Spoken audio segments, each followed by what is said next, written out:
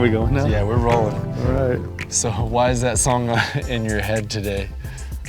That song? Yeah, that song. Because Paisley had it, like, she cues up songs like when I'm getting ready to take him to school and stuff. And for some reason, that's been the song that she's been playing every single day right when I get in my truck. All right. And I don't even really know the lyrics to it. I know that part of the song. Would you mind singing it again? Let's have it, just for everyone else. Send my love, oh, oh. Yeah, good. That felt good. Yeah, man. I was already invigorated from seeing that rock chuck, but Got a couple of little fat rock chucks over here, a couple of sandhill cranes over there. Got a guy working over here. Yeah, it's a beautiful day though. It is a beautiful day. We scored. Well, you're supposed to start off, I think you're supposed to start off with a joke now, is that Yeah, right? I am. This one I actually made up. Oh, okay. And I know you've heard it also, but this is an original. This is maybe one of my most favorite jokes that I've ever come up with. What does a gangster warlock say after doing a magic trick? What? Abracabada bing, abracabada boom. That's like worse than a dad joke. Whatever, man. That's classy. That's like creative. It's like riding on that line. I don't know about that. Oh, whatever. Somebody's gonna laugh at that one. I know. Yeah. We'll see someone make a comment in there. If anybody listens to that and laughs, you need to make a comment so Chase can feel good. And if you don't, then you know where to shove it. So that's a good one. This morning, I kind of woke up with a few thoughts on my head. Wanted to ask you specifically about committed relationships.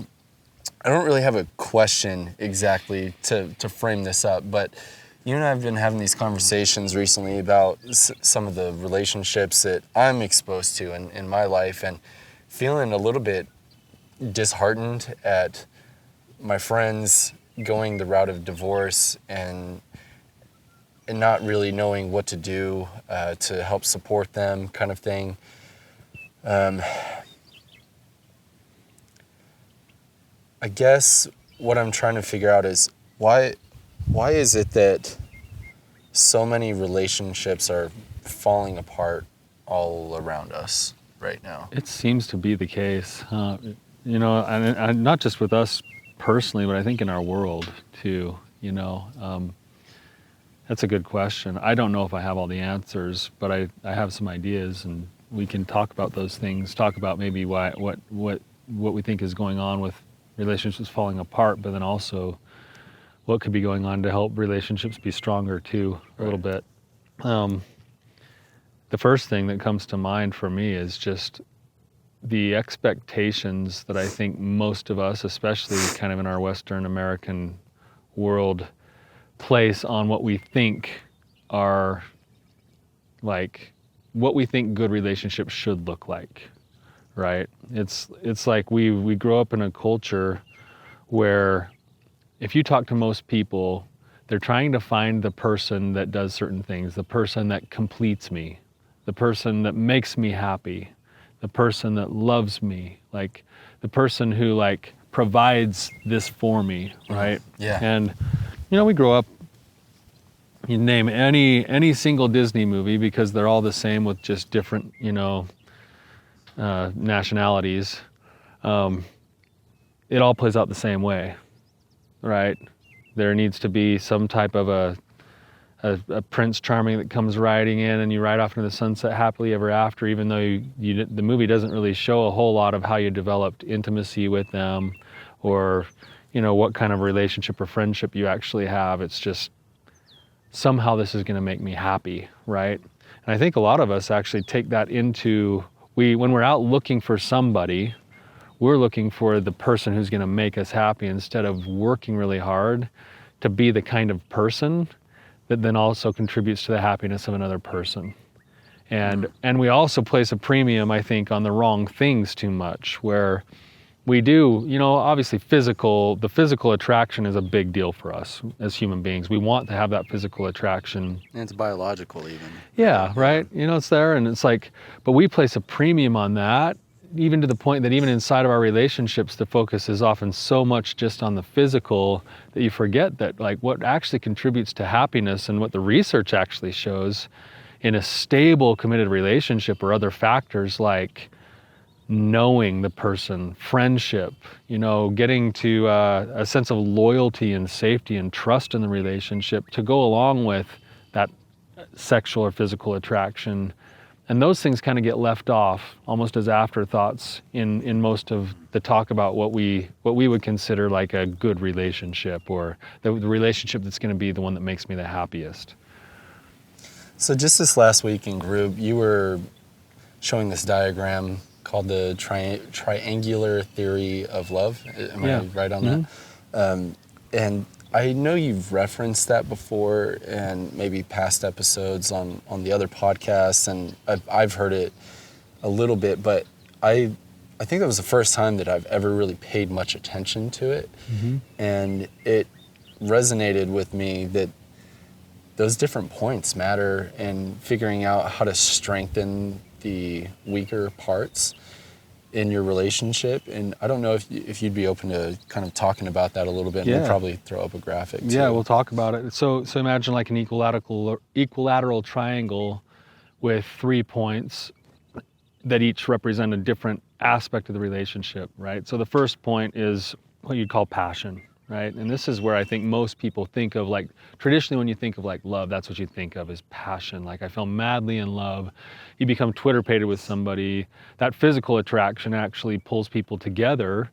And then what the research actually shows is that passionate love, it'll last inside of a committed relationship for anywhere from 3 to 7 years before it starts to kind of fade, just chemically speaking, right? Yeah. So, and what passion is that it's like, I can't stand to be without you. I want to be with you all the time. Let's be romantic. It includes that sexual part of it. It includes, all those forms of passion. Twitterpation. So a lot of desire. Yeah, desire, Twitterpation, that kind of stuff. And then you got, at the next point of the triangle, you have something called intimacy, and this is where people get confused too. That intimacy in this theory actually means knowing. It means friendship. It means we are developing a map of each other's lives where I fully understand you and come to know you. I know your dreams. I know your hopes. I know your likes and dislikes, right down to like little minuscule things and all the way up to the biggest things. I'm on a journey to know you like a best friend. So that's even closeness. Yeah, that's closeness. Okay, yeah, so closeness and connection. And then the last point of the triangle is commitment or loyalty. So I need to know that you got my back, and I need to know that you're going to shoot straight with me, and I need to know that you're going to be honest and that I can trust you and that you're not leaving me. And this is a big part for us as humans because we're attached for connection. I mean, we're wired for attachment and connection.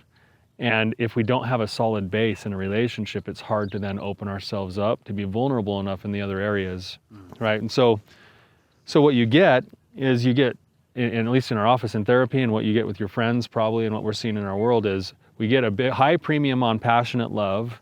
People wonder why they fall out of love in the first, you talk about the 7-year itch, but they don't understand that consummate love includes passion, it includes commitment, and it includes closeness and friendship and knowing. And so what you end up with is a bunch of people walking around with, like, instead of an equilateral triangle, they're walking around with lopsided triangles in some form, where, think of a relationship where there's no passion and they don't even like each other, but because of their religion, they hang in there for the long haul, and they're going to spend the next 50 years torturing each other. Grinding it out. Yeah, because they have committed love, but they don't have anything else. Or fatuous love is where you see people, like, I'm watching I've seen some episodes on this show my wife has been watching called I think The 90-Day Bride or something. Like, it's bad. It's real bad. And there's this one there's this one character in The 90-Day Bride. I think she actually was so terrible that she got her own show. Her name is Darcy. And she gets so enamored with this idea that she's going to meet this Prince Charming who's going to make her happy and who's going to propose to her, and all she cares about is getting a ring on her finger and getting proposed to, and then it never happens because she's a nut job. And then she's like, but I'll never do it again. I'm never going to do it again. And then the next season, here she is again with a new guy that she's going to go churn through to try to get a ring on her finger that is not healthy. And she's like the fatuous kind of love person, you know. And then if you got like the intimacy part of it, you can have a best friend, and that's good. We can all have a best friend, but if you don't have the loyalty and the passion to go with it, you don't have what's called consummate love. And so I think the work that we have in our relationships is to define which relationship, like you and I, it's going to be great to have a really strong triangle between intimacy and loyalty, and we're going to be lopsided that way. You know, probably less on the passion. It's going to be okay, yeah. right? Yeah. But I don't want that same kind of a triangle in my relationship with my wife. Right. I want it to be an equilateral triangle there. I have noticed you give her better hugs than me. So. Oh yeah, definitely. Yeah, that's by design, as it should be, right? A lot less butt cheek grabbing on my hug. So. Yeah, exactly. You don't reciprocate, is what I'm saying. Yeah, well, you got a boundary issue. Yeah. Okay. Yeah. Maybe you have the boundary. Yeah, maybe. No, that I even enjoy that term, consummate love.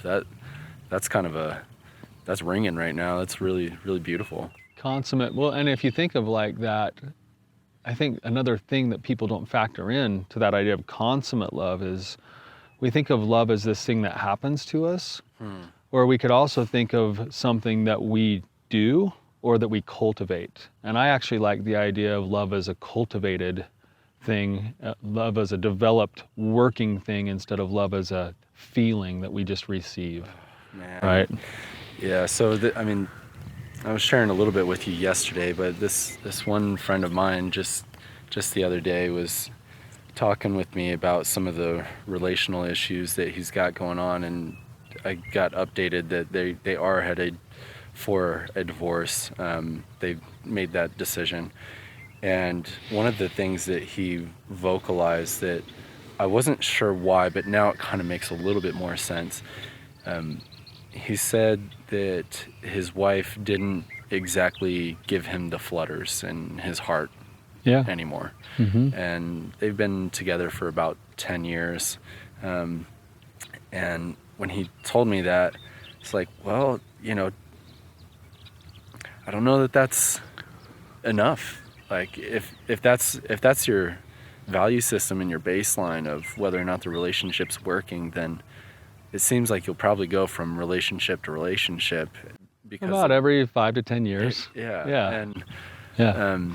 But the way you just described it being more of doing not a feeling but a sense of work. Is that how you said it?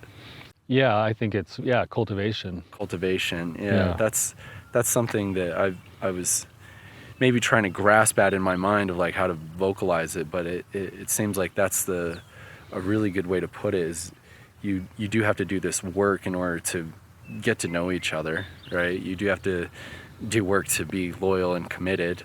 I keep thinking of the word sacrifice as just surfacing over and over again. Last night is a good example of in my relationship with my wife where we each kind of gave each other a little bit of sacrifice. So we had our kids, were having a hard time sleeping, and we took turns trading off, seeing who was going to go in and take care of a kid, and then who was going to get some sleep throughout the night. And had it been all her, that would have sucked. For her. Had it been all me, that would have sucked for me. But instead, this morning we woke up and we didn't have any resentment towards each other. And matter of fact, we felt greater love for each other because it's like, hey, thanks for looking out for me. And thanks for taking care of our kids.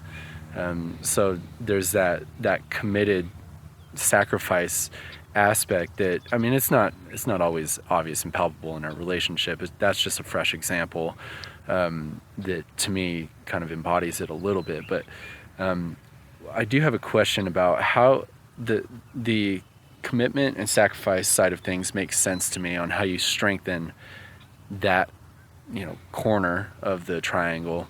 The intimacy kind of makes sense to me. Like there's ways of doing work and trying to get to know somebody, being intentional in that way.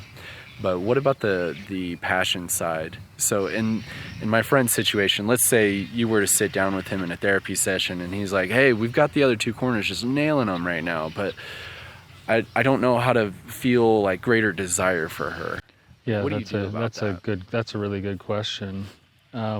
Oftentimes what ends up happening is it starts heavy on that side and then it kind of drops off there. And if you don't build it up from the other sides, that's where the relationship breaks. And so it's actually very common, you know, you get with someone and you actually realize that they look differently when they don't, you know, have their makeup on, and they do all sorts of things that annoy you, and that starts to make you maybe be a little less attracted to them and stuff, you know.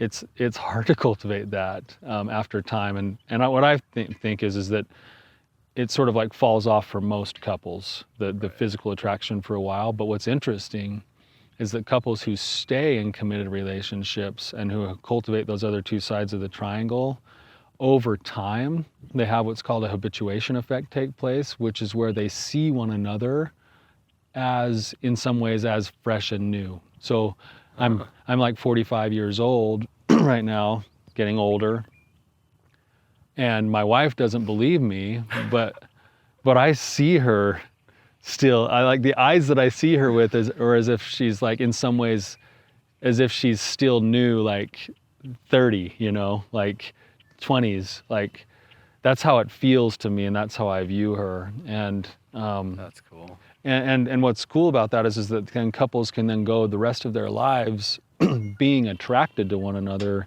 even though they end up as 70 and 80-year-old plump, round little old people, right? And as Theo Vaughn puts it, he's like, it's more like your buddy. Yeah, exactly. You know, I remember this, and I remember being weirded out by it, like when this happened. But my grandfather, you know, after my grandmother passed, he was alone for a while, and then he met a new lady, and he was going to get married to her, and he was all excited for the wedding and stuff. And I was like, oh, sweet, Grandpa's got a new friend, you know. And then somebody made a comment to him, and I was just listening from the outside about how it was honeymoon night, and he was like, yeah, I can't wait. Like, I'm like, Grandpa, like in his 80s, He's getting like busy he's still got that passionate, like, sexual flow going on. Like, good on him, you know. Like, I didn't think of it that back then. That I was like, whoa, Grandpa, you know. But now I look at it and I'm like, that's awesome that he was in a relationship that he was trying to cultivate full, consummate love, and that he really was excited about that with, you know, this woman that he was marrying. And so I know that's probably, especially if you saw an image of Grandpa Harris, that'd be like in his like little one-piece dickie, you know, like even you know. But back to your question for a second. So with your friend, when he says that, the first thing that runs through my mind is that he's actually already looking at it from a tainted lens. Right. He's like, okay. She no longer lights the butterflies in me. Oh, okay, well, why not? And is it I? Is it you? Right? So what am I not doing, or what do I need to do differently in order to cultivate that? You know, some of it's going to be in the friendship stuff. I need to get to know her more. I need to maybe take some more action. You know, if I'm having a hard time being attracted to my partner that way, maybe I need to actually take a look at, number one, other parts of my life. If I'm looking at porn or something else, then I'm obviously going to have a hard time with my attraction to my partner. I might need to actually treat my brain differently. Number two, I can still be passionate. You know, I can still think of my wife and send her a loving text message during the day, or I can stop by on the way home and, you know, grab a little card and write a note and tell her that I love her and how grateful I am for her, and, you know, still experience or express some level of passion, right? It might be the physical attraction. I think we wax and wane with that too, according to what's going on in our lives, but we can still cultivate it. It just doesn't come natural like we think love should all the time. Right. But it's not natural all the time. It's just, love is work, right? Love is work. I can work at that. It's so interesting too, because I mean, all of this with at least one of my friends, and there's a few that have kind of fallen victim to this, but I'd say there's a plague of polyamory sweeping through right now, and I don't know how much of that is coming through your office as well, but it seems like this idea that it's acceptable to look outward to meet one of those corners of the triangle, and that you can still maintain a good, healthy relationship with your core partner. Yeah. If, and quotes around that, if you have this other side satisfied. And that to me is kind of scary, because I'm seeing that more and more so in relationships that I maybe thought were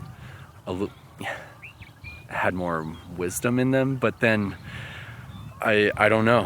I don't know what's going on. Yeah, well, I think people are hungering for all of those things that we were talking about. They're looking for friendship and commitment and safety and security, and of course, we're always looking for more passion.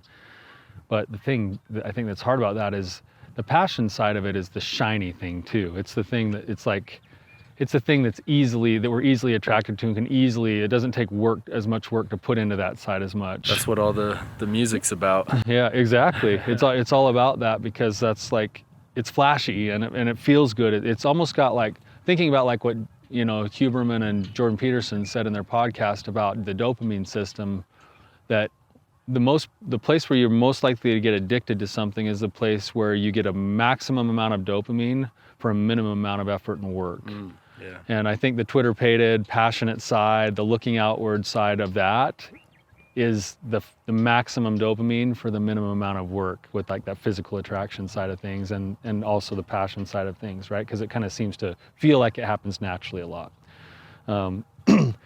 And I also think people are hungry for those other sides of things, and so instead of focusing on the relationship and cultivating that inside their relationship, it's almost like they're going to the grocery store and picking out, like, I can have my best friend here, I can still have my sexual intimacy here, and maybe pull this other person in once in a while.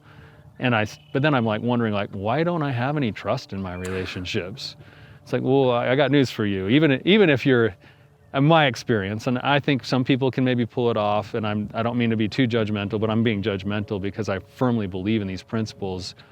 You're lying to yourself if you think you're going to go to your partner and say, hey, I want to have extramarital relationships with other people, but I want to maintain the fidelity of our relationship. So I'm just going to tell you who I'm going to sleep with, and then you're going to be okay with that, right? I mean, we can go as far as Will Smith to ask how that worked out. Like, it's denial. Like, it's just the way that we're wired as human beings. We're wired to have a safe space. We're wired to want to be with somebody who's going to be there in the thick and thin with us. And for us to take that big portion, a third of the triangle, and say, yeah, be my best friend still, and make sure you never leave me. And we're going to be like, it just doesn't work that way. Yeah. I mean, I rarely see it happen. And even people who come into my office and they decide to go and live that kind of a life for a while, more often than not, they end up with just this weird tangled web of mess. I've never had someone in my office that comes and says, hey, Tyler, like, we decided to go this route. We're going to have multiple sexual partners, but we're going to stay married. And then, so either they leave me from therapy because they kind of know how I stand on things, or more often than not, they leave. And then when I bump into them in the grocery store or something later, a couple of years later, oh yeah, we're divorced now. Like, oh yeah, like that didn't work out. Like, right. It didn't, because we're built for this, to be in the same spot in our romantic relationships, right? So I don't know. I feel pretty strongly about that, because I don't see it work out very well for people most of the time, even to the point of pornography. Like, I remember being in graduate school and having my professor tell me to prescribe pornography for the couple because it would spice up their sex life and incite more passion. And I just don't believe in that, because I believe that that couple would be looking outwardly to have a sexual experience that needs to actually be happening inwardly. And I don't mind if couples want to go and explore with one another, but to use something like pornography as an outward stimulus to try to spice up your sex life, it may happen in the short term, but in the long term, it comes with a lot of risks. So Forgot I wanted to share this scripture. Let's get it pulled up right quick. This is in Matthew 19, 5 through 6. I think it's also in Genesis too. And said, "For this cause shall a man leave father and mother, and shall cleave to his wife, and they shall twain be one flesh. Wherefore they are no more twain, but one flesh. What therefore God hath joined together, let not man put asunder." Yeah. I think I love that idea of, I mean, you were saying consummate love, all-consuming, and the visual aspect of two things becoming one, like it merges and forms and melts and welds, like all of that into one thing. And there's times where I felt like in my own relationship with Chelsea where I'm like, hey, I think this is what that's about, you know. And other times where I'm like, oh man, we're missing the mark. But it's almost like those corners and sides are strengthened through different actions, and it's not always going to be one solid, rigid structure. It's going to. I think it's always in motion, in flux. That's why it's a cultivation, because you don't get there and stay there. Right. You know. Oh yeah. You know. Well, let me ask you this: what's the best song? And I already know the answer. So this is essentially trivia. What's the best song about commitment in a relationship? The best song about commitment in a relationship. Never gonna give you up, never gonna let you down, never gonna run around and desert you. Just because you wanted to use Rick Astley. Never gonna make you cry, never gonna say goodbye, never gonna tell a lie and hurt you. I'm never going to give you up. Okay, I'm not even going to argue with that. It's fine.